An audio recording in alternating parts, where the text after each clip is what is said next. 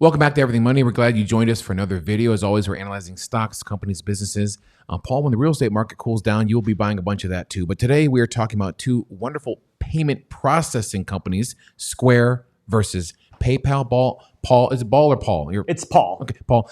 I use both. I like Square. I do too. I like the records. I like PayPal. I like the speed. PayPal's app is amazing. I've never used Square app, but I have a couple businesses. You have multiple businesses. We all use these. Which one do you like more? They're both kind of different, right? Well, I prefer Square on the credit card processing, but I really love PayPal. Also owns Venmo, correct? I believe they do, and I love Venmo. Why? Because it's so easy. You just click select your bank account and then you just go, hey, give me your QR code. You scan it and you can pay somebody in a matter of seconds. You transfer the money out of your account.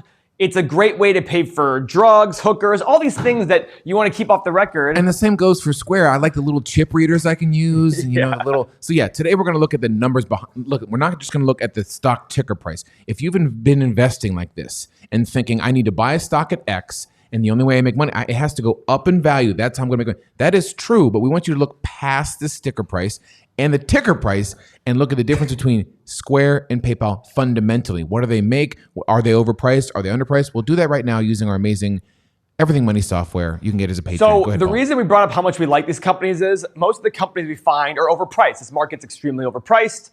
It's a very unfortunate thing, but it's a fact. I shouldn't say it's a fact. If you're in the world of investing and you've been around and you've looked at history, it is absolutely overpriced. It's definitely not a fact we don't know to the new future's going to investors. happen. Yeah, for new investors, this doesn't seem like it's overpriced. It just seems normal. Now, guys, look at the revenue in Square in the last year. $5 billion to $13 billion. So that's 2.5 times more. What do you think the stock is up since March of 2020? I would assume far more than 2.5 times. Oh my God. Yeah, it's up 7 times. It bottomed at like 40 and now it's at 283. 32, 33. That's what it bottomed at? Yeah. Okay, so it's up like 9 times, guys. It's up 8 or 9 times. So I'm not saying that makes it overpriced. I'm just sitting there saying proceed with caution. Guys, $130 billion market cap on $13 billion in revenue. That's almost 10 times more.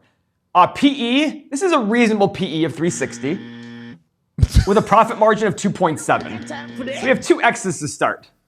No dividend, and a very low return on assets and low return on invested capital. Sick.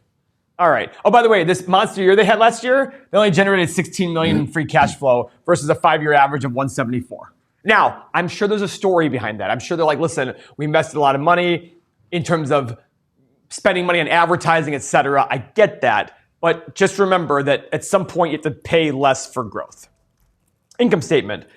Look at the revenue. 1.8 to 13.2. Easy peasy lemon squeezy, that's a check. Profit, a loss of 90 million to a profit of 358. Check. Okay. Shares outstanding. Anybody want to guess shares outstanding? I haven't looked yet. Don't look at the screen. I know they're positive. I know they're up. Selling off shares? There's no they were buying. Not as bad as I thought it was going to be. Okay. It's double, Paul. 366 to 454. Oh, okay, I was looking at the other. But you're right. Since they went public, they're up about 60% in shares, 70% in shares outstanding. So, sick. Okay, so they're diluting everybody as well. Balance sheet. Let's just go to the 8 pillars section here. Look at their price to free cash flow. Jeez. Did that say 7.4? 742. Oh.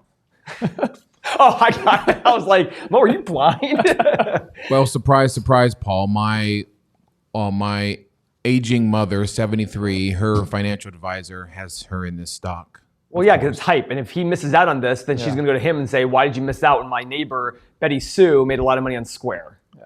That's the way it is. Now, guys, anybody who doesn't think that there's career risk when it comes to financial planners and wealth managers, you're absolutely insane. It's talked about in The Psychology of Money and also in Richer, Wiser, Happier, which I'm starting to promote those 2 books. And those are the 2 most recent books I've actually read. And I actually think they should be the first 2 reads of any book, of any investing-minded person. Before you read Intelligent Investor, before you read anything about the numbers, it's all about the psychology. Your understanding of how to handle money is way more important than understanding the numbers. You can understand the numbers and still screw up and still lose a lot of money. It's all about what do you think of in terms of your discipline. So for new investors, Paul, just give us a once over, like walk us through the absurdity of the 8 pillars with the numbers. Don't even get into stock. Don't forget about that. Go back to the 8 pillars real quick and just show someone who knows nothing how outrageous some of these numbers are.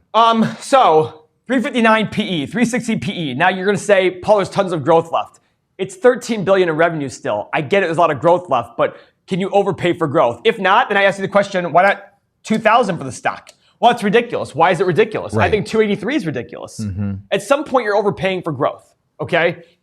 Profit margin, 2.7%. Whatever. Not really a big deal, but my grocery store does about the same amount. Shares outstanding. They are diluting you. You now own 1/3 of the company. If you're 10 shares before, it's like you owning 6 2/3 shares today. They're diluting you. They're hurting you without showing you they're hurting you because the revenue goes up, the profit goes up, but you get a lower and lower share of that profit. Cash flow. Their cash flow, it's ridiculous, guys. Free cash flow, 740 times. We look for 15 to 20. It's 740. Yikes. Sick. All right, this is insane, guys. Now let's go to PayPal. PayPal's been around a lot longer. Started by Elon Musk, along with Peter Thiel, or however you pronounce his name. $330 billion market cap, $22 billion in revenue. Look at this. 14 times profit times revenue versus 10 times before. But look at this profit margin down here. A lot 22.8% versus 2.4, and 63 PE versus 350. Now, this is not a justification. Look at their free cash flow last year, $5.3 billion with an average of 3.7 over the last 10 years. Last 5 years, sorry. Look at their income statement, growth all around, 11.27 to 22.87, profit 1.4 to 5.22, shares outstanding down 1.2 down to 1.7. They're buying back. 1.17. Okay, Let's just go to the 8 pillars now. The only bad thing about PayPal is its valuation. Wow, look at that. Yeah, so this is a company that I sit there and say, I would watch for this company just to fall in price and be ready to buy it when it falls in price. That's it. And if you like the software, guys, this is a no-brainer. It's 84 cents a day. Join our Patreon. You get this. You get the mobile app. You get exclusive content. You get access to us. You get the Discord community with over almost 5,000 people in it right now talking about investing. You can pitch your ideas, talk about things, get other people's input. This is a no-brainer, 84 cents per day. Less than a crappy cup of coffee. You can go to the gas station and buy a cup of coffee for 99 cents. Instead, get your software. No-brainer. Go do it. Sign up now. Because every month it goes up in price, you're locked in at the price you bought. You also get access to our Discord community where you can talk with other like-minded people from all over the world about your purchases. And frankly, I don't know how you're making stock purchases without having access to this data. We will give it to you, and we'll do it at a very, very low rate. So, Mo, are people trading either of these?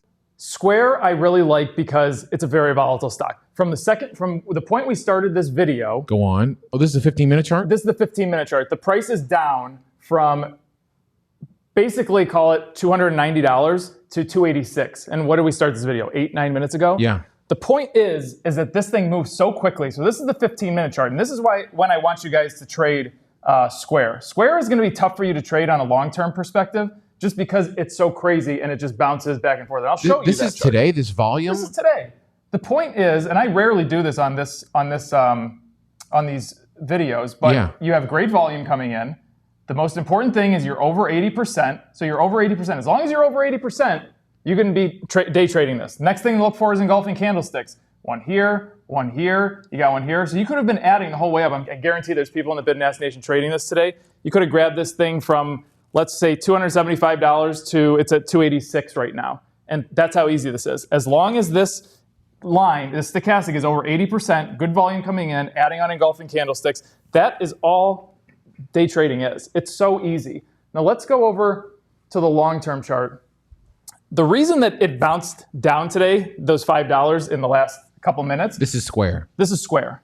Look at this resistance point. There's just a very strong resistance point there. It's going to all-time highs, so you're really going to need a lot of volume to get really up here in this overbought area to break out and keep moving with Square.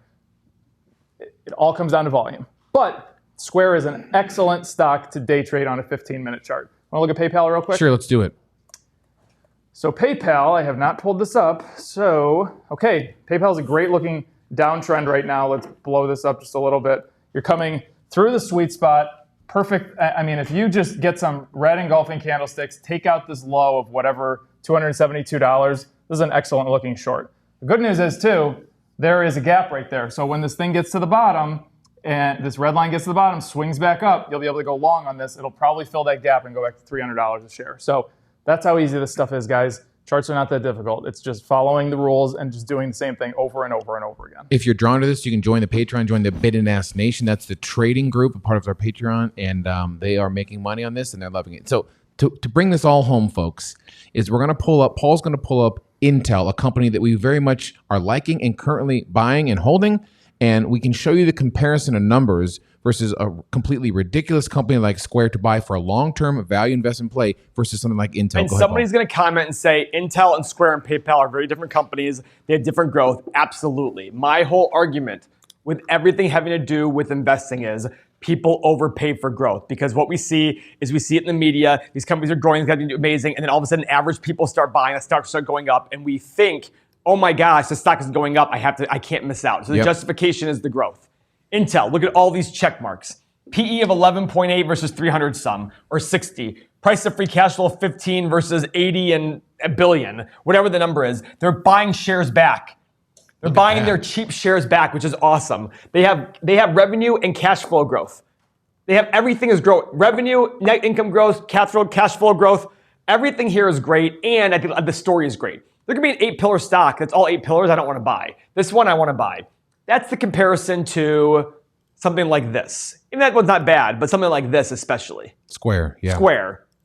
Guys, I'm not going to admit, remember, great investors, their big errors are in omission, where they sit there and say, yeah, I'm not going to buy that. That's okay. What you don't want to do is buy something with the wrong analysis and the wrong fundamentals, and you lose money. That's the worst one. Yeah, Warren Buffett says when he's consistently asked what his biggest mistakes were, is just being overly careful and not buying some companies. But I guess a better level of carefulness for some of you new investors might certainly help you. And this will take a while. It's taken me 3 years of sitting here listening to Paul and Mo. And this might take you, it's a mindset, right, Paul? I mean, thinking about value investing this way. And so, yeah, that's our take, guys. Square, PayPal, in comparison to Intel. Again, different companies, but that's just what one really good one looks like versus one that's just completely absurd at the moment, like Square. So if you're drawn to trading, join the Bid and Ask Nation. If not, make sure you follow, thumbs up anyway, and we'll see you in the next video. Thanks for watching.